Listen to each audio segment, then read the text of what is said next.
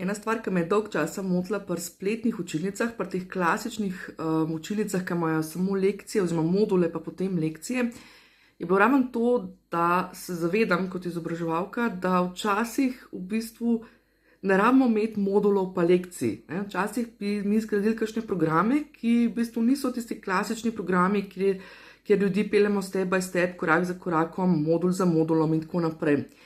Tako da sem v bistvu pred enim letom naletela na eno rešitev,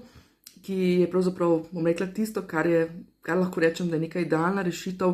za vse,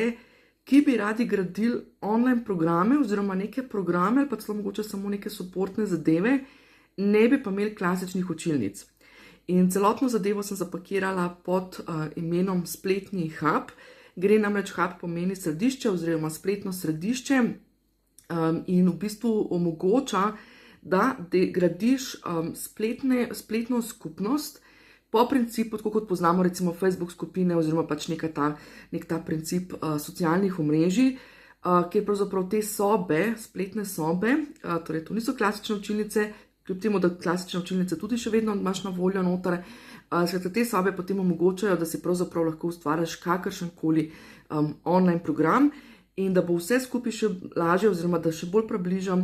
sem celi zadevi dodala še to, da lahko pravzaprav gradiš na taki platformi tudi svojo spletno prezenco, torej pišeš postavljaš neke take spletne strani oziroma podstrani, postavljaš v bistvu pišeš svoj blog in pa pravzaprav tudi prodajaš oziroma sprejemaš naročila. Spletni hub sem zdaj pripravila pa potem še eno posebno priložnost, in sicer do 16. aprila spletnemu hubu na višjem planu dodam še spletni map, to je pa tvoj marketinški akcijski partner, in sicer res samo za 10 evrov na mesec. Skratka, eno leto, praktično 120 evrov, dobiš dejansko še celoten program, kjer te peljem od tega, kako prideti do jasnosti glede tvoje ponudbe in tega, kar počneš, do oblikovanja sporočil in tudi do tega, kako pravzaprav spletne sisteme izkoristiti za svoj svoj svetovalni, izobraževalni oziroma coaching biznis.